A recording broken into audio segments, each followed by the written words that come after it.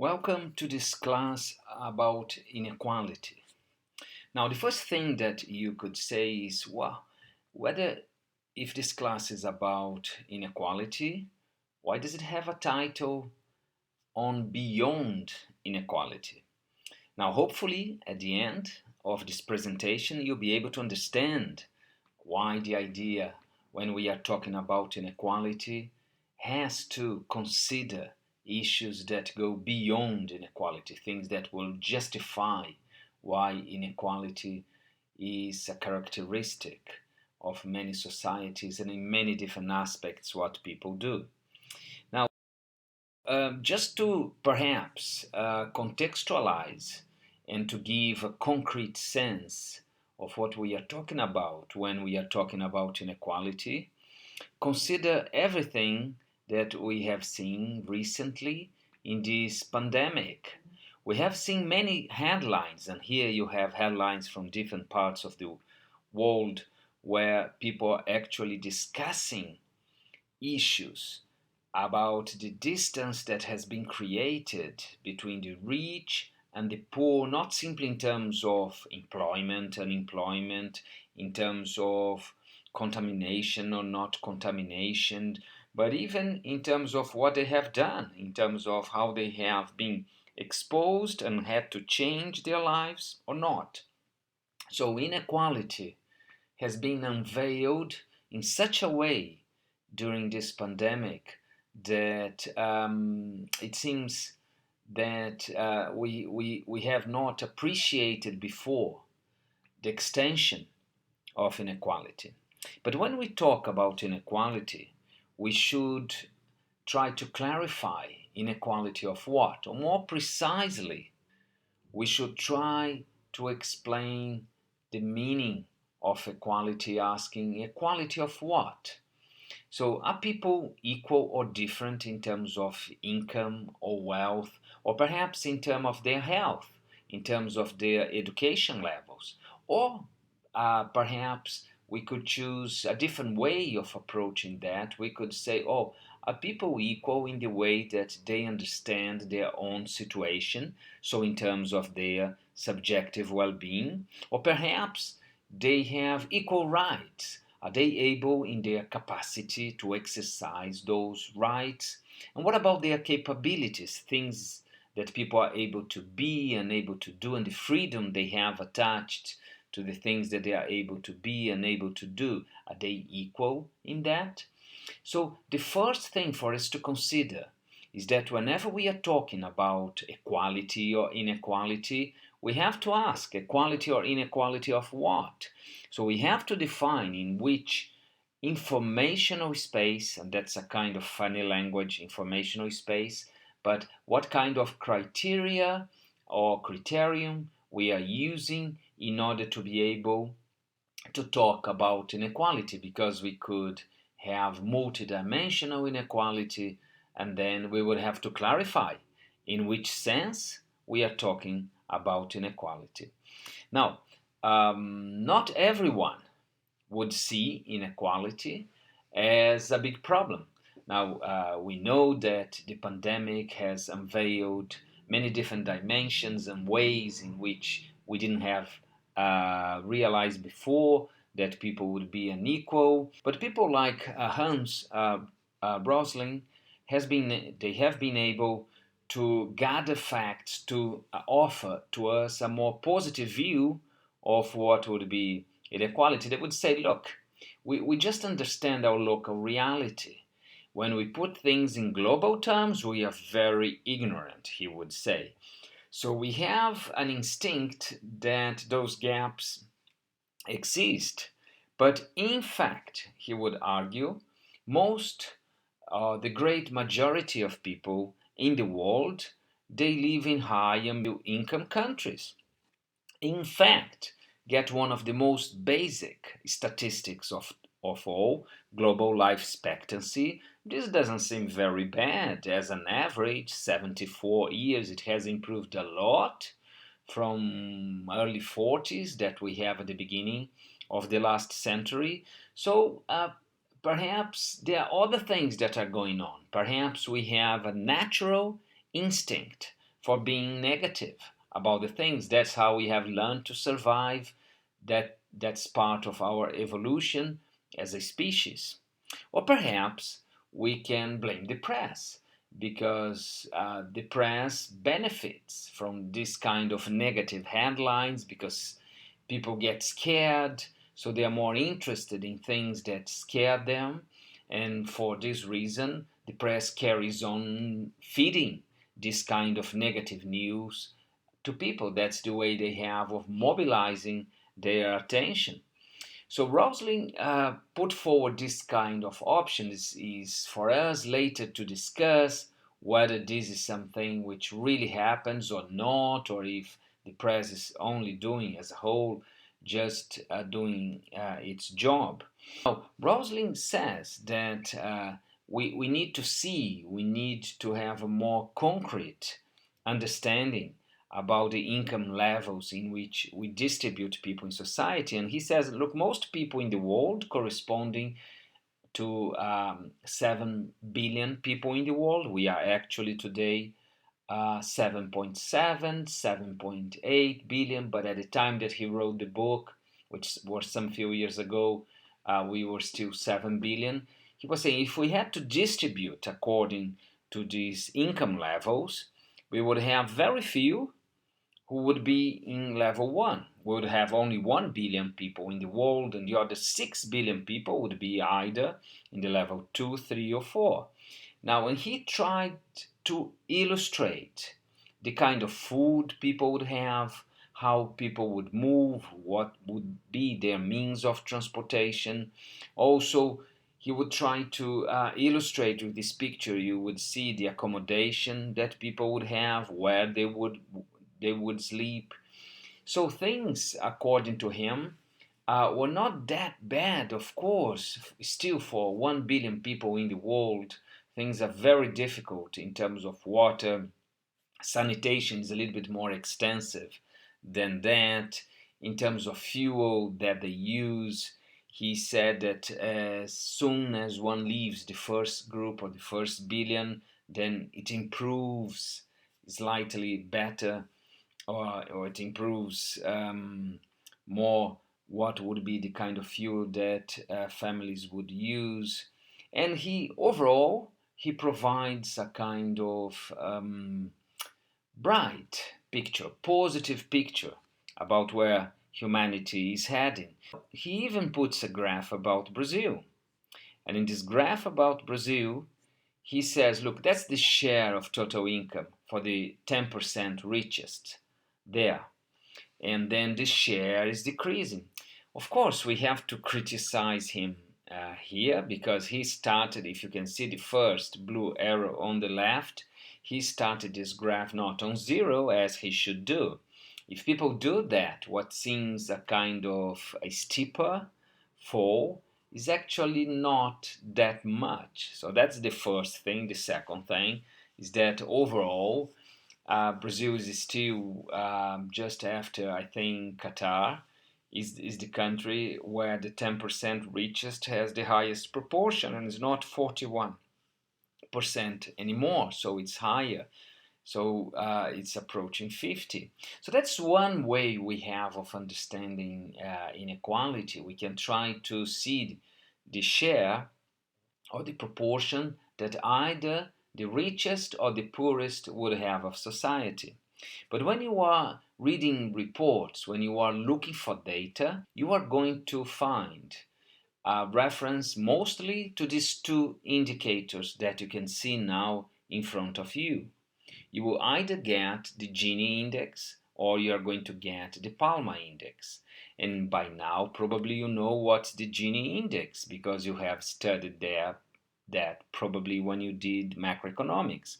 But let me repeat this explanation in case you forgot, or in case some of you haven't seen that before. Now, the starting point to talk about Gini is this fiction that we would be able to order everyone in society according to one's income level. So we would start with the poorest, and then we would order from people who are poorer to people who are richer, in such a way that at the end of the other line, we would have the richest people among all of them. So we would have this line, and that's what we mean by population on the horizontal axis. And then we have 20, 40, 60, 80, 100%. Now, if everyone would earn the same thing, we would know that 20% of people would have 20% of income, and 40% of people would have 40% of income, and 60% of the poorest people, because we always do from left to right, so we are always incorporating from poorer to richer, they would have 60% of all income. This would characterize a line of perfect equality, which is the green line you can see here. Now, what this green line does is that on the one hand, you have a graph with a 90 degree, and if you split that on half, it's going to be a 45 degree line. That's what we have, which indicates an equal proportion. Whenever you have 60 for one, you have 60 for the other. You have 80 for the one, you have 80. That would be perfect equality. But that's not what happens in real life. In real life, we have something different. In real life, we know that 20% of the population might get 2% of the overall income. We know that 50% of the population would get something around 20% of overall income. And why does that happen? It happens because most of the income will go to the relatively rich or richer people in society. And we can talk about different societies, they have different calculations of that, but that's normally the case. That's why when we represent all these different points, which are realistic points that are about what people in fact they have, we will end up with like the red line. And we have a name for that, is the Lorenz curve. And the Lorenz curve shows the actual income distribution. That's normally that for income, which is on the vertical axis. So we calculate the area or the difference between the perfect equality and the real thing. And that would indicate to us what is the extension of the income inequality in a certain place. So what would be necessary to match to get to perfect equality? So the Gini coefficient will always be between 0 and 1. So we would get 0 if there's no inequality between them. The red line would be on top of the green line. And then we would have perfect inequality if the red line would be just on the corner in such a way you are going that in the direction of B, in the direction of the other, to the right, bottom right extreme, in such a way that only one person would have, or only one family, they would have all the resources of the economy. Now real life is in between, and we know the Gini index for those countries that very unequal normally would be 0.58, 0.59, 0.6, 0.62, 0.63. That's normally what we get. And those countries where would be a little bit less unequal would be 0.3, 0.28, 0.35, or even 0.4 if you want. Now that's for Gini. So it's important that you have an idea about how to calculate the Gini, what's the representation of the Gini. There are some critiques of Gini which I'm going to refer to you. But before that, let me talk about the Palma Index. Now, Gabriel Palma, he is still alive. He's an economist from the University of Cambridge. Now, in his studies, he understood that for most countries in the world, people who are in the middle of the distribution, they have a common share. So that more or less 40-50% of people, they would have the same sort of money independently from the countries in which they are.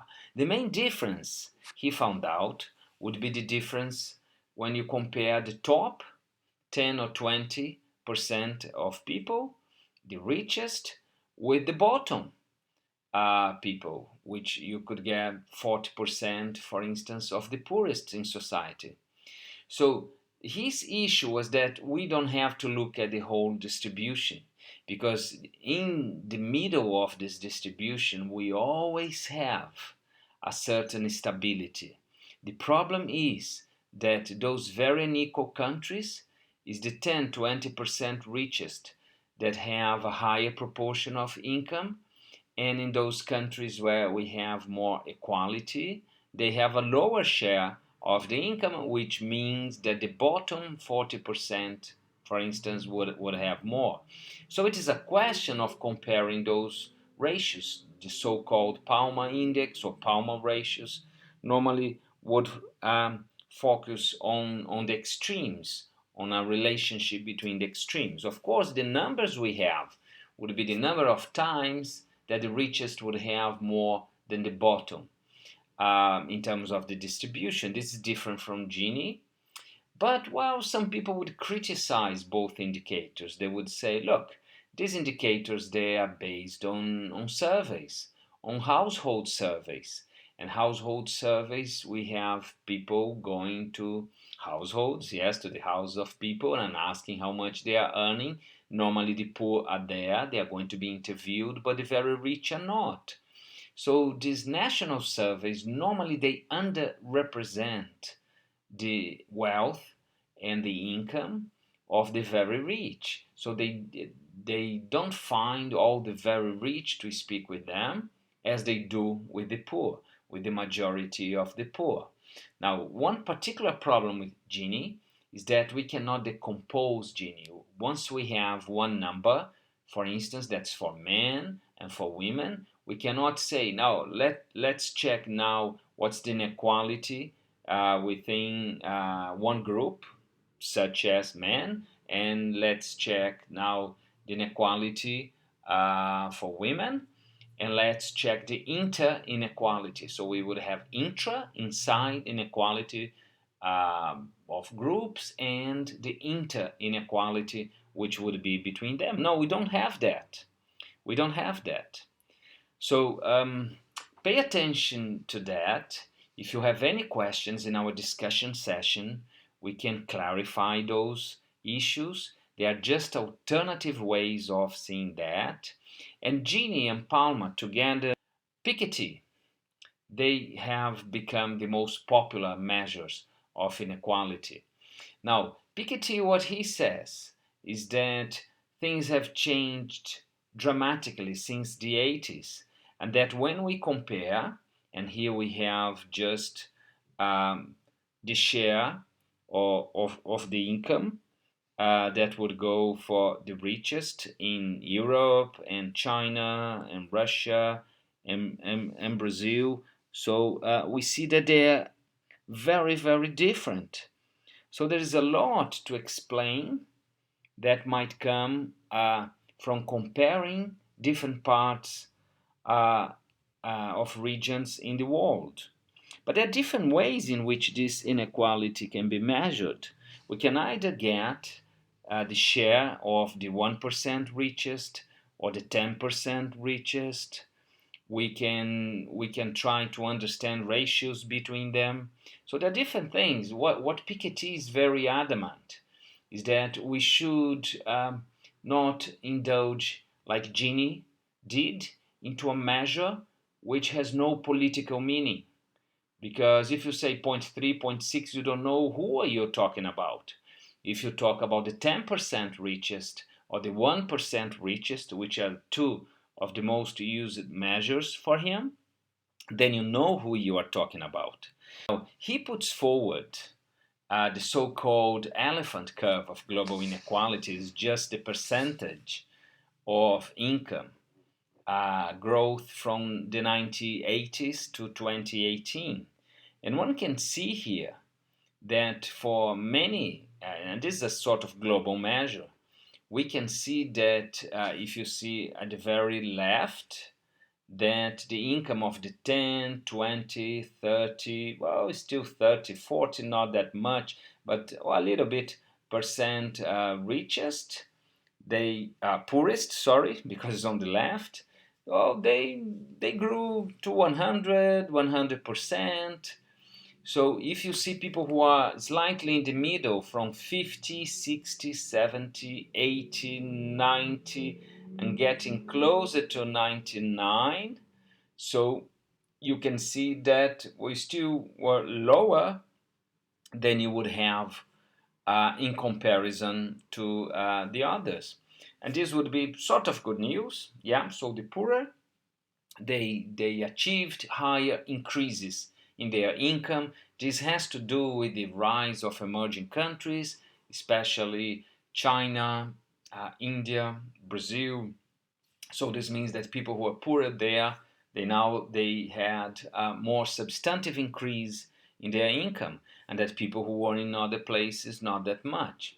But then he calls attention.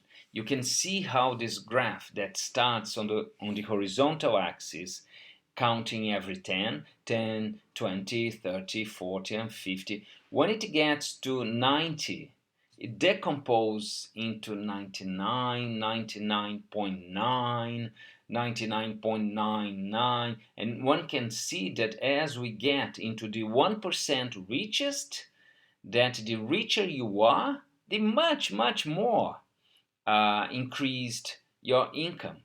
So what he's saying here is that we had a phenomenon which was a concentration of income in which the poorest of the poor, they benefited more than middle classes, lower middle classes, perhaps, or middle classes in developed countries. But then the top 1% and fractions of this 1% benefited so much more. There's one explanation for that. And one explanation is the top income tax rate that we got within this time frame. Now they increased, you can see there the First World War, the Second World War. We have this data for the US, Britain, Germany, and France. So they overall increased in the 1930s and 40s. Then they decreased, but they're still very high. Now, what is the point that not only Piketty but other economists have called everyone's attention is that from the 1980s, since the Thatcher and the Reagan era, what happened was that it started, the tax rate, the top tax rate started to decrease. And that means that governments, they were just siding with the richest. And this process, different for different countries, has actually joined the same trend. And you can see how recently also in the US we had lower taxes than we had before. There's a little bit of stop and go here after the 1990s, but it has not recovered the high levels, none of these countries. So if on top of that you add the issue of tax evasion, you add the issue of fiscal paradise in the world, one can see how the big, the rich, the powerful, they are paying much less than governments are having them accountable. Well, for people who are here in Spain, you might see in the news how the YouTubers, they have gone to Andorra and still are going to Andorra because instead of paying 47% of income tax here in Spain, they would pay 10% there for those people who earn millions per year being YouTubers. Now, as a result of that, one can see the trend of the top percentile in the last 115 years, how in the 20s and 30s and 40s that decreased, but there's a point of inflection in the 1980s and how they are recovering. Now we are talking here about 1% richest. How before some of them had 5, 6, 7, they had only one digit In the West was slightly different, but it was closer to 10%, just 1975, 1976. And then after that, their share of income doubled. In the US, it went from 10 to more than 20%. But in other countries, in other European countries, even Sweden, where this is much, well, I would say the taxes are much higher and their share was much lower, we saw the same kind of trend. We have this reality shaped especially by recent events. So this point of inflection that I mentioned to you from the 80s was dramatic. And that was not extensive only to income. So let me explain one important difference here.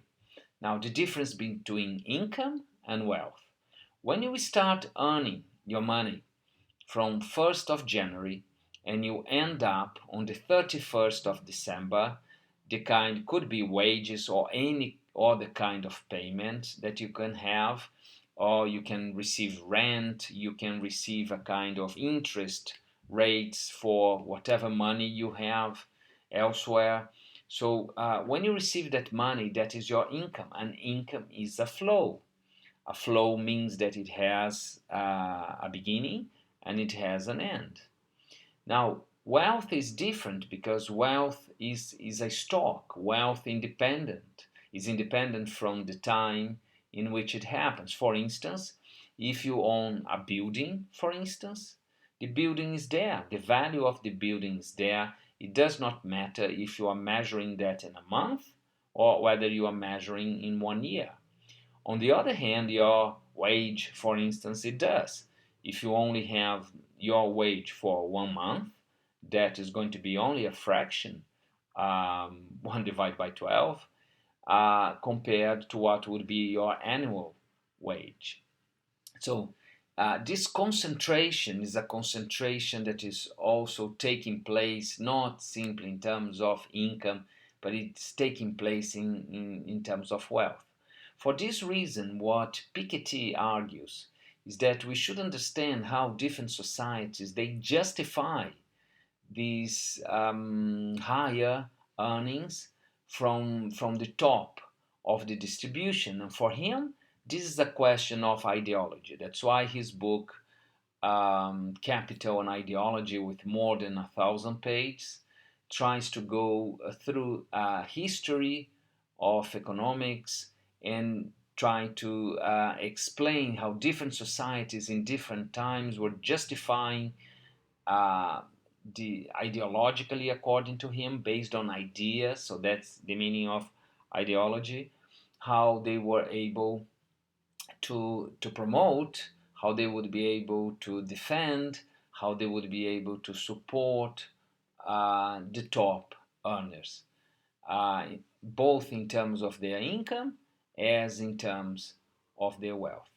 So keep in mind that when we talk about inequality, we started with Amartya Sen talking about these different informational spaces, inequality of what or equality of what, if you prefer. Then we have to choose the space because we can have equality or inequality related to different things. But when it goes to income and wealth, we have different measures.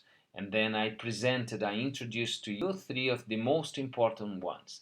That's why when you open, and hopefully you will be able to do that, when you open the data set of the Human Development Report and you see there the issue of inequality, you will have a measure that is called Gini. You have proportions that would allow you to get to Palma, and if you have the 1%, the share of 1% richest, or the share of the 10% richest, you can talk about what Piketty is referring to. That is about how elites are able to appropriate from the product of society. Now, he doesn't mean that in a bad way, that The economic system can work for some and not for others. The economic system can be more or less inclusive. So what he means is that all these different ideologies, they are able to justify, they are able to explain to societies, and sometimes these things are successful, other times they are not. And that links so well with a recent discussion about the political economy of redistribution. Now, the idea here is simple. So why some societies they have this very high level of inequality, as we have seen before, and other societies they are more just? Why in some societies ordinary people are willing to pay taxes and government will redistribute that and will that to benefit the poor? And in other societies, people do not want to pay taxes, they don't, and then governments, they do not have the proper resources to actually help the poor. Now, it might happen the opposite, that they don't have enough resources, and the only resources they have, they spend with the non-poor. Now, I know what you are going to say. I'm going to say, no, this is preposterous. This cannot happen. How will governments be spending their money with the non-poor? Wow. In 2004, the World Bank produced its annual World Development Report. And the report of that year was about making services work for the poor. And they were explaining how most, if not all, of their sample, no, I think most of their countries, yeah, there are a couple of exceptions, they would spend their budgets more with the 20% richest than with the 20% poorest for both health and education and infrastructure as well. Now, one can understand more easily infrastructure because people who are richer, they tend to live in cities, and governments would spend more in terms of purifying water or building streets or any kind of infrastructure that people need to live in cities. One would understand that. But it's very difficult to explain when we talk about health and education, because everyone should be entitled to assistance, everyone should be entitled to the same levels of health, and if you are a child, to have one's education. These are constitutional rights, these are part of human rights conventions. So one would expect that, but that's not what happens, because for many countries, they spend more on tertiary education to start with than with primary education. Many countries in the world, they underfund primary education, but they concentrate their spending, which can be 3 times, 5 times, even 10 times, I have seen, more than they would expend per student for primary education. So when they do that, access to those public universities is something very difficult. That might happen in many different countries. You might have experience of that. And then the others, if they are not able to afford, if they are not able to pay for similar education, they don't get. So as a result, you have part of the top groups who have their funded education by public resources more than the poor would have, and then you have another part from the top who can pay. So this sense that goes not simply for education but go for health, where in some nice places they would put nice hospitals, well funded, and in other poor places they're not even going to build hospitals. This is something which is behind the political economy of redistribution. So the challenge is to understand what explains that. Why in some societies people are more willing to pay taxes, and in other societies they don't. Now this is an aspect that we are going to discuss more, but there are many different models. So these names you are seeing there, Romer and Meltzer and Richard and Piketty. Piketty 95 is not the book which was 2020 Capital and Ideology that I have mentioned to you, and others, and Alizina, and they all had this model which was saying, look, if you pay more taxes, this would allow higher government spending. But if you do that, what remains to you as an outcome of your individual effort is going to be lower. So there is a maximum kind of taxation that would benefit people in terms of their individual effort, but also in terms of social outcomes. That was the kind of economic argument. Now it's very interesting that Alesina that you can see on the right, so the same Alesina before, but he developed a different kind of argument in this book. You can see about poverty in the US and Europe. He was grounding, he was basing the argument on the World Value Survey. Now, the World Value Survey is a survey about values for many different countries in the world. It doesn't do the 200 countries, but some editions 60 or the 70. So, but for what they do, they try to recollect they try to collect with some questions how people think about several different things. And one of the things that called Alesina's attention, and Glaser, the other authors, is that they saw for the first time these statistics that 71% of Americans believed that the poor could escape poverty if they work harder. So what is behind there is a notion that people in the land of opportunity, as they would say, that people are poor because they do not put much effort. So based on this view, people think that if you're poor is because you want. There's an element of voluntary poverty there. It's not, but that's what people believe.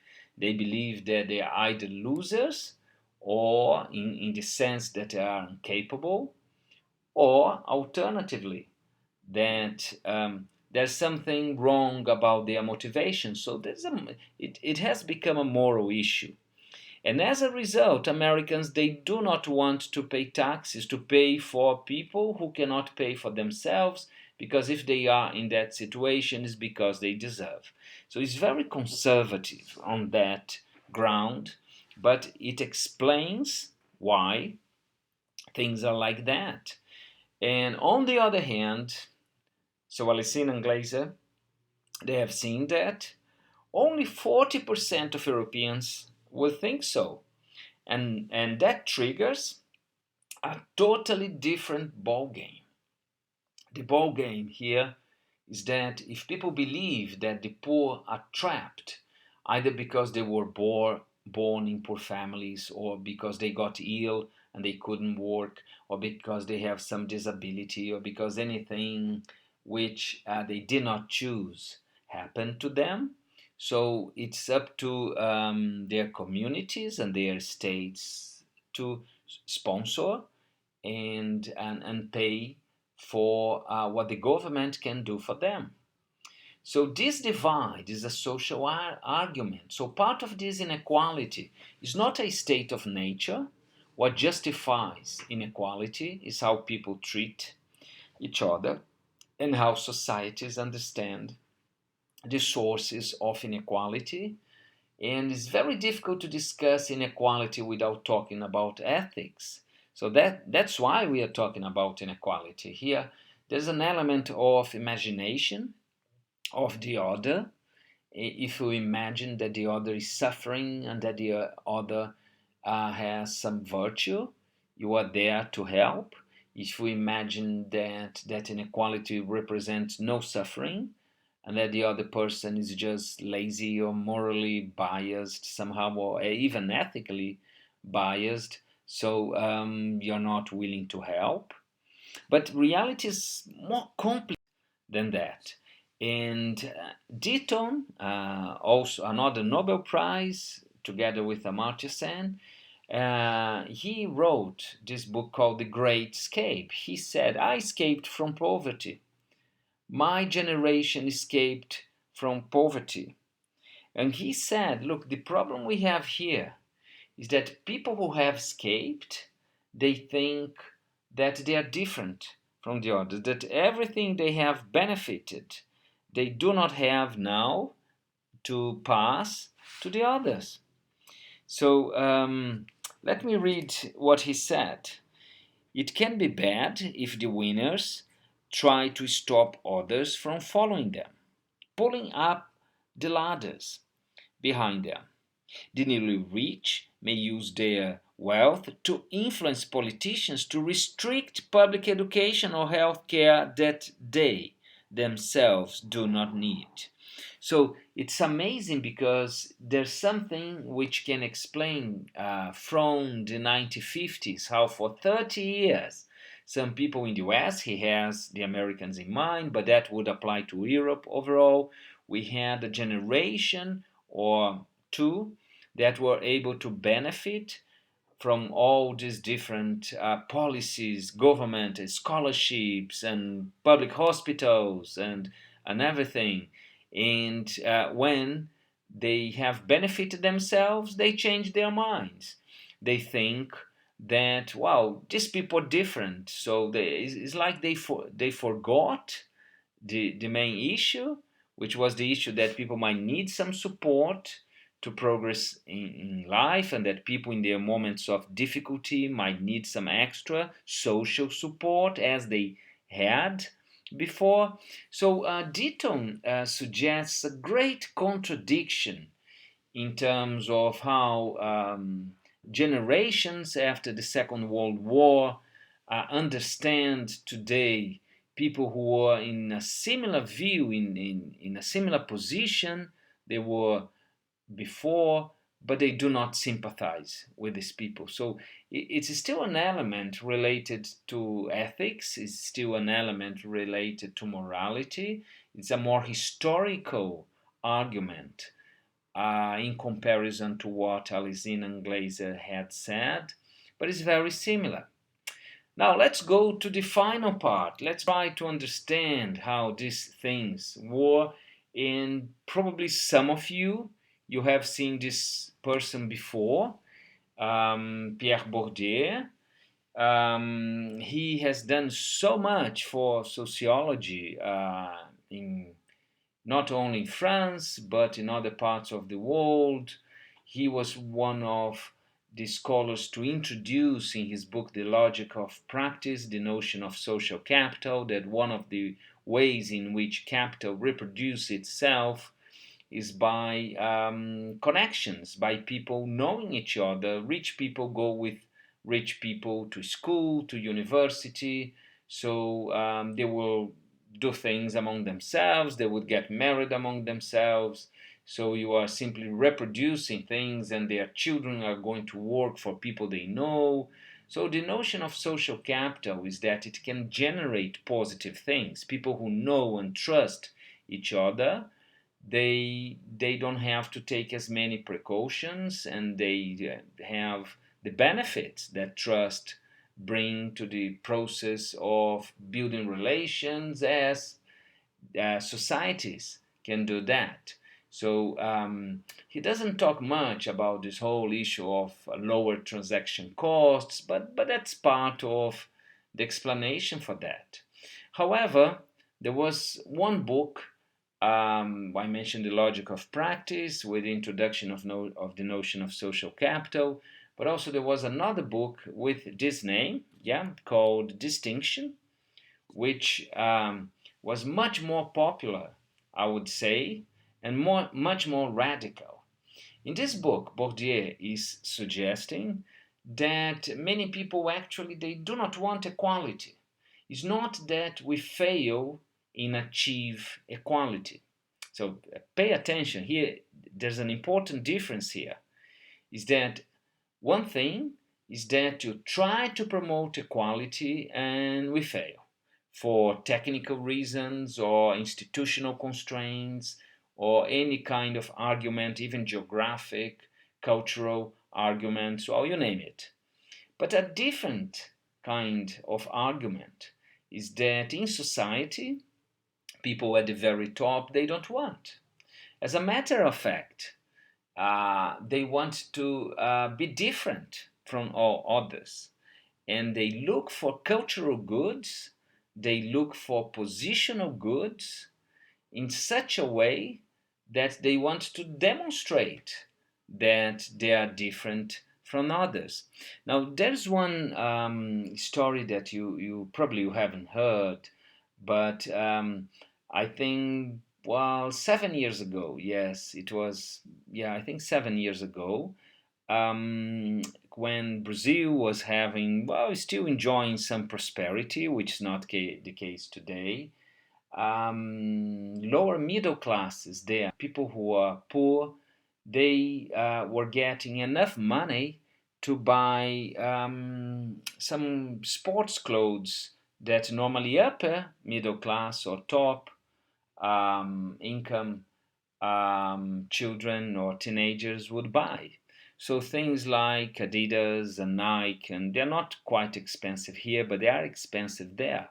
But then people, they would gather whatever money they have, and they would say, okay, now let's go to the mall Saturday, let's go to the shopping center, and let's show off the new tennis shoes we have, or the new sports clothes we have. And they started doing that. And that was called rolezinho. The inho is because it's a small thing to do, but it's the rolé is just to go there. It's around, you go there, you see people, and then you return to your place. Now, what happened is that most of these posh malls, shopping centers, well, when we talk about posh, is not that posh. It's like going here to the Ilha in La Diagonal. So it's something which, yeah, it's okay. Is you could say that middle classes go there, and but it's not something dramatic. So the drama here is that people were closing their stores when they were seeing these people coming, because they were coming in bigger groups. They're like 10, 20, even sometimes 100. They would come, they would meet in that mall, and then the reaction was very aggressive, and the reaction of upper middle class was very, very aggressive.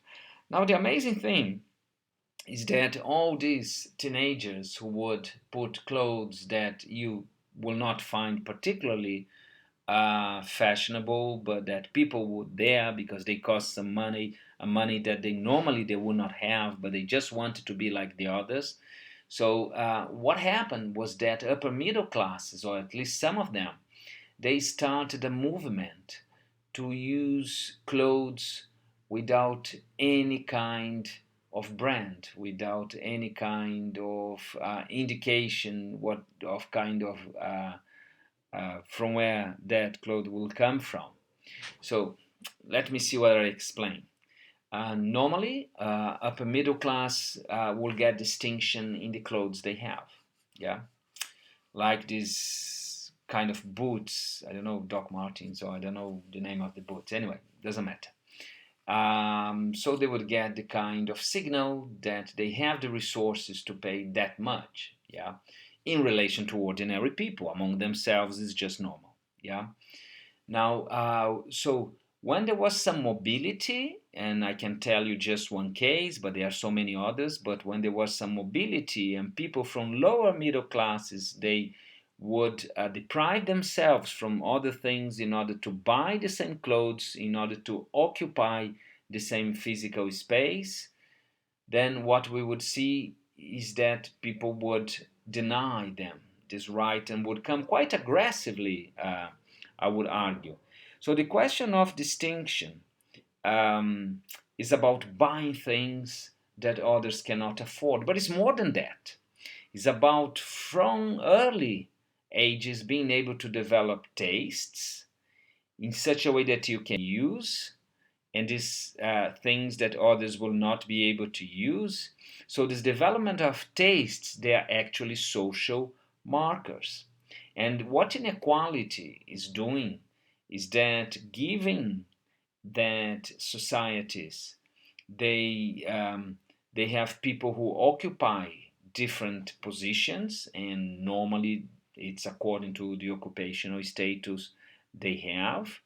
What these upper classes will do is that they would strive to not only develop the states and have the material counterparts, but they will be able to isolate themselves, and that comes as a social objective. So, inequality from that perspective is explained not because there are some political issues, as Ditton has suggested, which might well happen, not because ordinary people might have preconceptions and they have different values, and that might happen. So these are two of the most contemporary and used explanations for inequality. That could also come on cultural grounds. You could say, oh, people are like that. That's why these societies, they have this kind of heritage from country A or B or C, and that's why they are more or less equal, or because they have this kind of institutions, so it's an institutional aspect at the end. So because they're starting, you have all this kind of arguments. Yeah, this is true. But what is interesting here, what I'm suggesting to you, is that when we start talking about inequality, there's some complexity which comes not only from the kind of informational space we want, keep sending in mind for that, but the difficulty is that this is part of the political economy. This is related to power. This is related to how different groups they occupy their power and exercise their power in society. So this utopia, I would say, that inequality would decrease depends on how people see each other, but it means that different people in different societies they have stronger or higher need for exercising their distinction. Distinction becomes a social objective. So again, I repeat, it's not like people they do not want um, to to change things only. Is that that becomes a social objective? So it has some meaning for them. It's not something ad hoc, it's not something arbitrary, it's something that explains how different groups make sense of their role, the way they understand they fit, the way they understand they occupy their power within society. Yeah, so I hope this explanation is clear. We have used elements of economics here when we are talking about Gini and Palma and Piketty. This is more a technical issue, what kind of indicator we should use. We have used some things which are in the political economy and political economy of redistribution, certainly the arguments by Ditton and Nalizina and Glaser, they are in that field. But we have also done something which is between sociology and even a little bit of anthropology, which is part of the nature of some of these arguments that Bourdieu has suggested to us. Is there more to it? Oh, yeah, much more. Inequalities is a bigger field, is a field that we can talk about inequality among countries, we can talk about inequality within countries, we can talk about inequality in terms of factors of production, capital and labor. So to talk about capitalism more broadly speaking, we can talk about inequality according to the occupational status that people have. We have all the kinds of inequalities such as gender inequality, which is top in the agenda of many developing and developed countries as well. So there are many different elements related to inequality, which would go to sustainability, to only economic growth, or to social development. So there are many different aspects. Now, my suggestion to you, or suggestion slash request, is that if you need some 5 minutes to revise, so go back to particular slides and you can revise that. And then now we are going to meet to have a discussion session. So think about questions that either are clarification questions because they were not clear to you, that I explained but they were not clear to you, or think about questions that you will have overall, which might transcend the things, which might relate to things from your experience. Yeah, I mean, transcend the contents that we have discussed. So think about that. Yeah. Okay, so thank you so much. See you now in a couple of minutes. Okay, bye bye.